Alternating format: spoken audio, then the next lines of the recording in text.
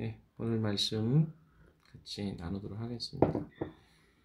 55절부터 10장 5절까지 어떻게 보면 뭐 특별한 내용보다는 아비멜렉의 죽음을 마무리 정리하고 있는 내용과 새로운 사사 둘라, 그렇죠? 둘라라는 사사와 야힐이라는 사사, 이 두 사사에 대한 이야기를 하고 있는 것으로 이야기를 하고 있습니다. 그래서 특별하게 그러니까 둘라가 아니라 돌라죠. 돌라와 야일의 이야기라든가 이런 것들은 특별한 어떤 뭐 우리가 여기서 찾아볼 수 있을 만한 내용이 많지 않습니다. 그러나 거기에 담겨 있는 의미가 또 있기 때문에 간단하게 오늘 좀 살펴보도록 하겠습니다.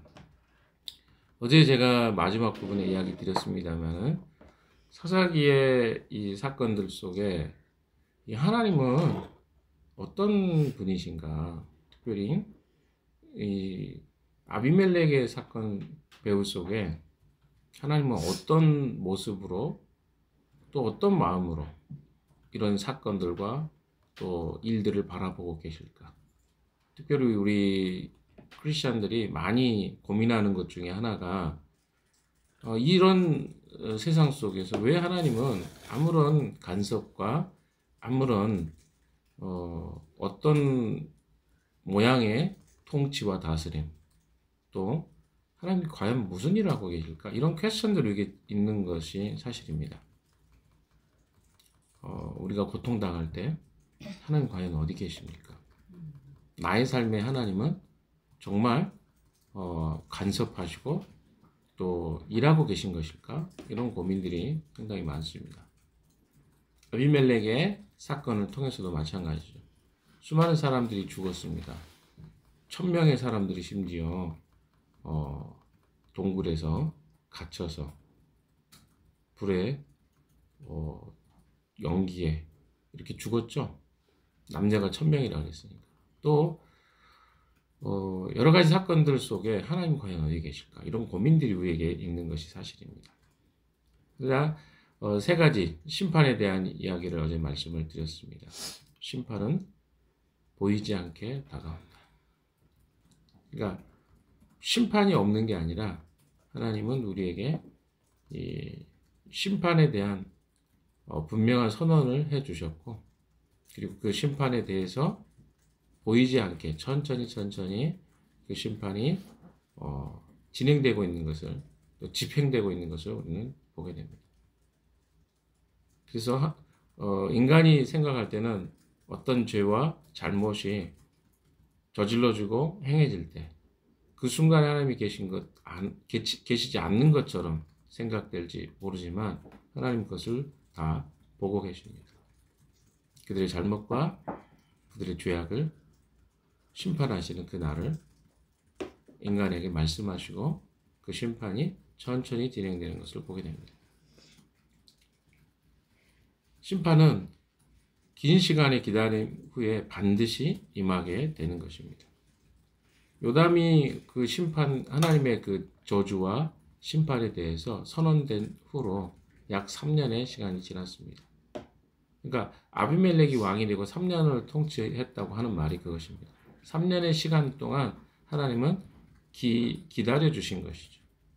유예해 주신 것입니다. 그러면 인간이 해야 될 일은 무엇입니까?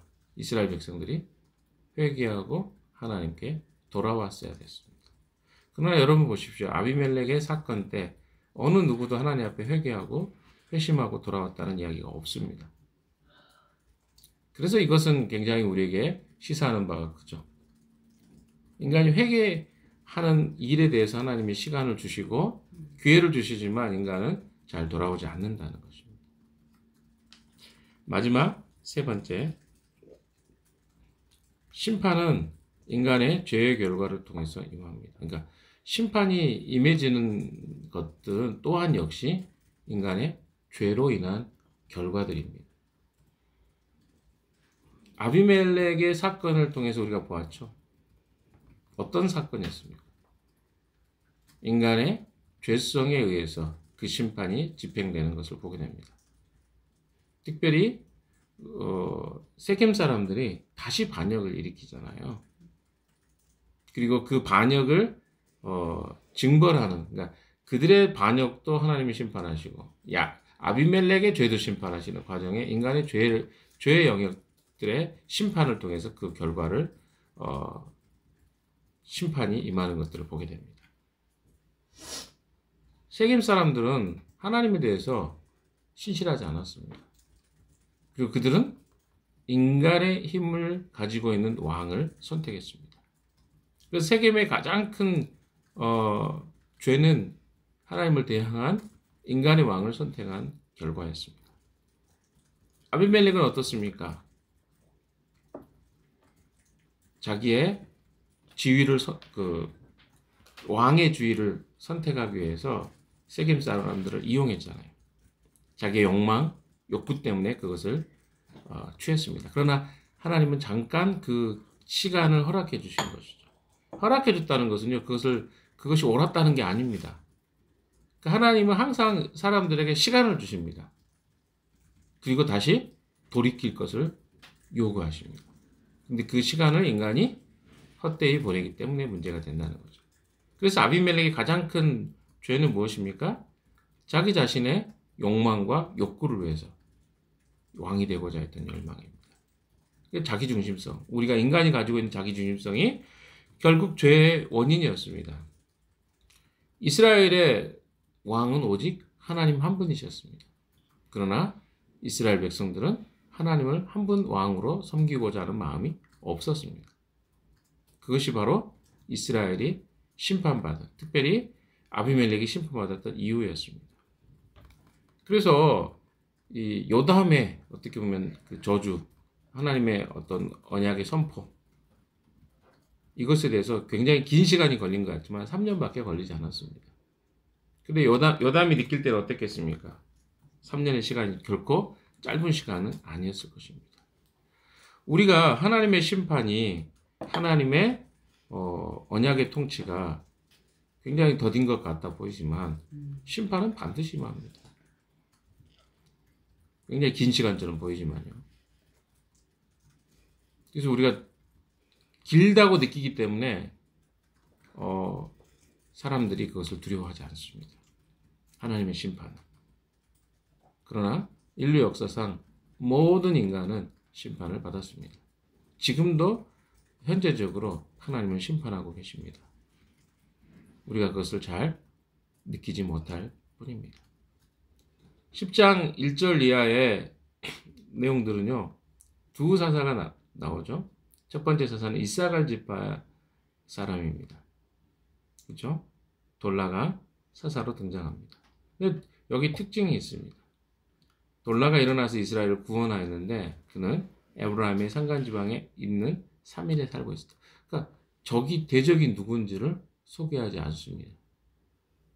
보통은 사사들이 일어났을 때 누구를 상대로, 그렇죠? 상대로 해서 어떤 일을 했다 이렇게 구체적으로 나오거든요. 근데 여기의 특징은 무엇입니까? 이스라엘 사사가 된 지 23년 만에 죽었다. 이 정도만 이야기돼요. 마치 특별하게 어떤 일이 없었다는 것처럼 보입니다. 그럼 왜 사사가 됐을까요? 누구를 구원했을까요?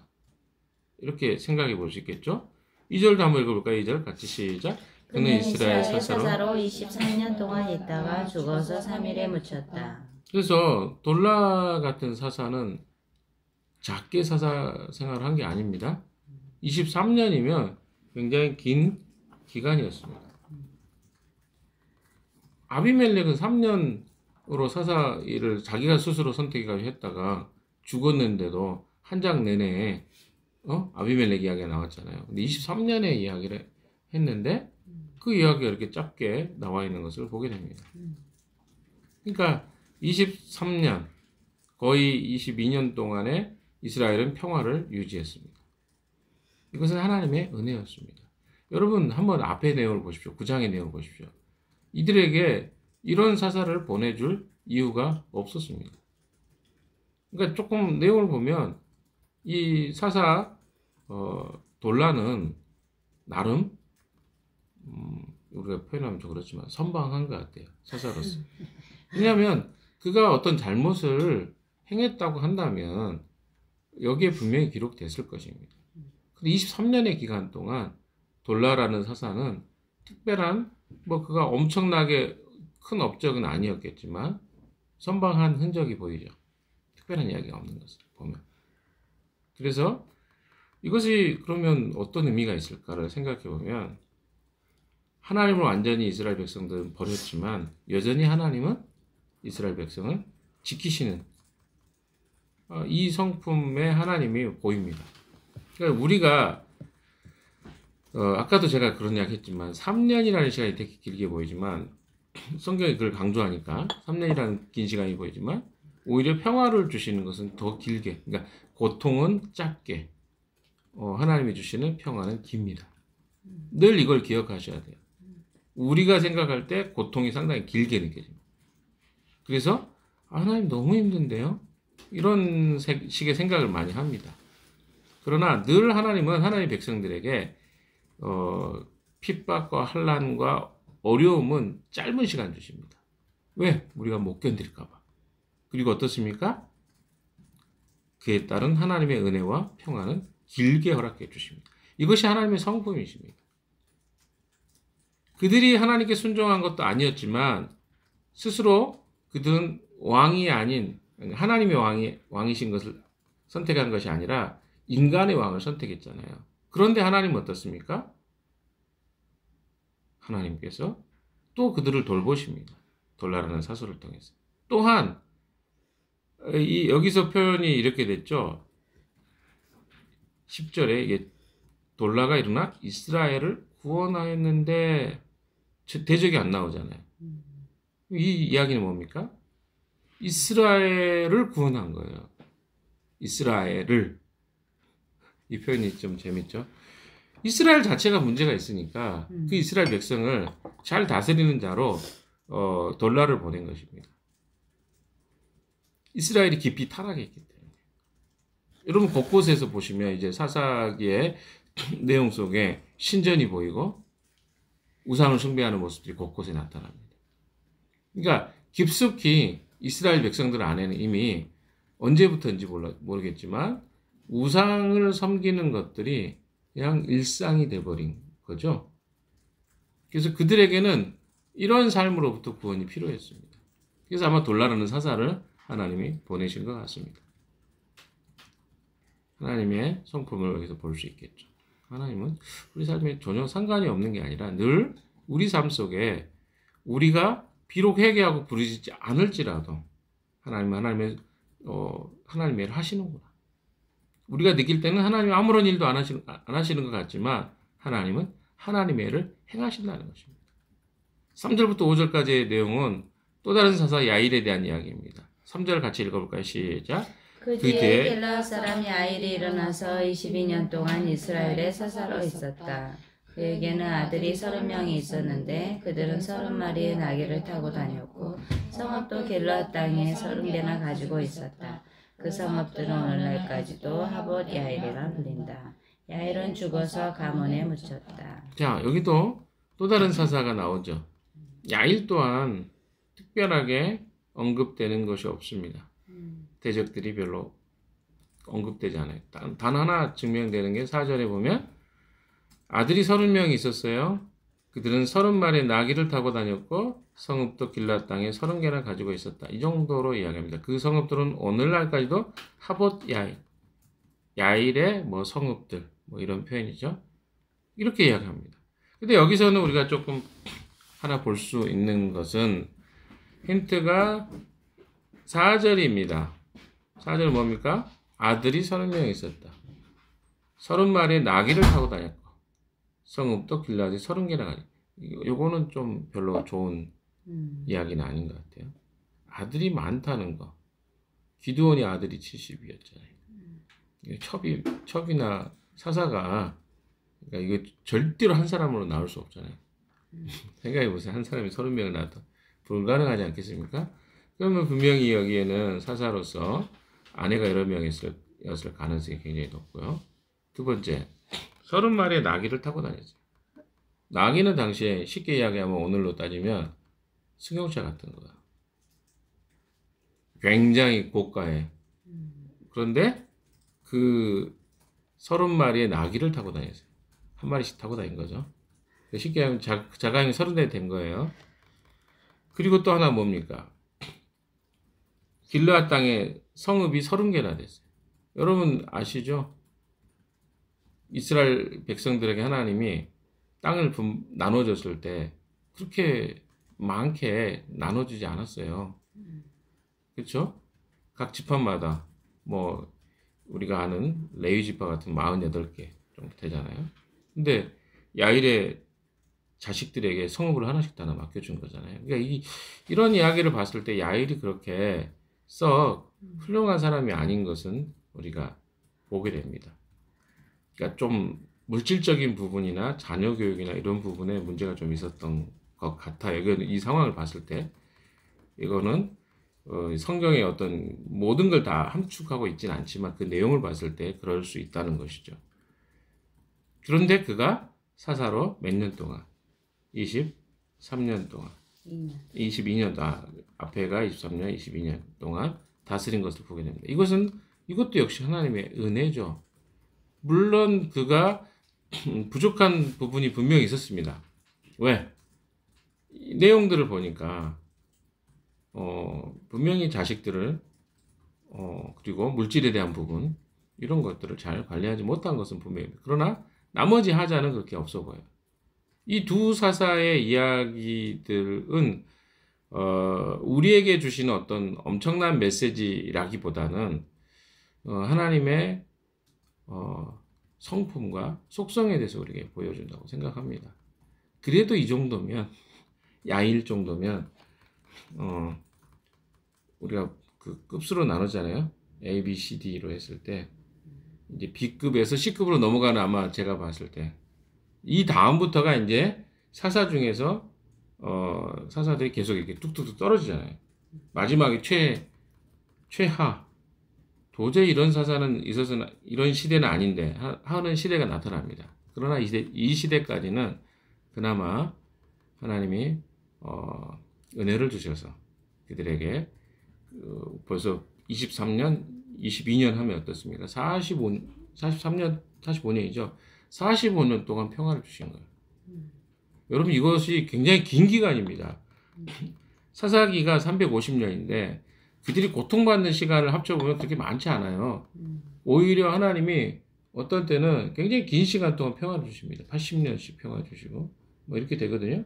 근데 우리는 그거는 훅 지나가고 그들이 고통받는 시간 10년 뭐 몇 년 이런 기간만 되게 크게 보인단 말이에요. 그러니까 하나님은 하나님의 신실하심으로 늘 인도해 주셨습니다. 여러분 우리가 지금 봐보세요. 우리나라로 따지면 6.25 이후에 우리가 어떻습니까? 몇 년 동안이죠? 벌써? 네? 70 몇 년, 거의 80년 되잖아요. 이 기간 동안 하나님 우리 평화를 지켜주신 거예요. 근데 전쟁은 3년밖에 안 되거든요. 물론 그 기간이 엄청 고통스러웠죠. 또 일제시대 했을 때 한 36년입니다. 그 긴 기간 동안 어마어마하게 힘들었죠. 우리 민족이. 그러니까 이런 어떤 시간들을 생각해 보면 우리는 고통스럽다고 생각할지 모르겠어요. 하나님이 우리 삶을 정말 간섭하시나? 인도하시나? 그러나 조금 더 생각해 보면 하나님 우리에게 주시는 평화와 안정은 훨씬 깁니다. 뭐 우리나라는 특별히 그렇죠. 뭐 2조 조선왕조 500년 그렇죠? 그 다음에 고려 시대 500년 뭐 가까이 그 굉장히 긴 기간 동안 한 나라에 평화가 이루어졌던 것들을 보게 됩니다. 하나님은 그러니까 우리 삶에 고통과 고난과 이런 시간이 분명히 있지만 제가 계속 보는 거는 하나님 참 이런 우리 삶에 정말 평안을 주시는. 근데 문제는 뭐냐면 우리가 깊이 타락하기 때문에 이런 부분들이 하나님 편에서는 도저히 들 수 없는. 그래서 도저히 놔둘 수 없을 때 심판하시지 우리 삶을 괴롭히시기 위해서 하나님이 항상 심판이나 어떤 일들을 하시지 않는다는 거. 이건 반드시 우리가 기억해야 될 일이라고 저는 생각합니다. 왜? 우리의 뿌리 깊은 생각 속에는 무슨 생각이 들어있냐면 하나님 우리를 정말 이렇게 사랑하시나? 내 삶에 하나님이 정말 관여하시나? 관심이 있으시나? 이런 생각을 하는데 하나님은 언제나 우리 삶에 관심을 갖고 계십니다. 그래서 우리가 그렇게 못 느낄 때 하나님 우리 삶에 관심을 갖고 함께 하십니다. 오늘 짧은 야일의 이야기까지 살펴봤는데요. 하나님은 늘 나의 삶에 관심이 있으시다라는 것들을 기억하십시오. 그리고 비록 내가 악한 모습을 보일지라도 내가 하나님 앞에 신실하지 않을지라도 하나님은 항상 신실하신 분이시다. 이것을 기억하는 것은 우리 삶에 굉장히 중요합니다. 왜? 하나님의 성품 때문에 우리는 하나님을 의지할 수 있기 때문에 그렇습니다.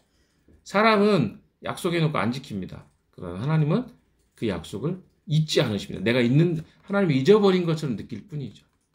그것이 우리의 삶의 힘과 의지가 된다고 생각합니다. 오늘 하루도 이 말씀 붙잡고 하나님 의지하고 승리하고 살아가는 여러분 되시기를 주님의 이름으로 축원합니다. 같이 기도하겠습니다.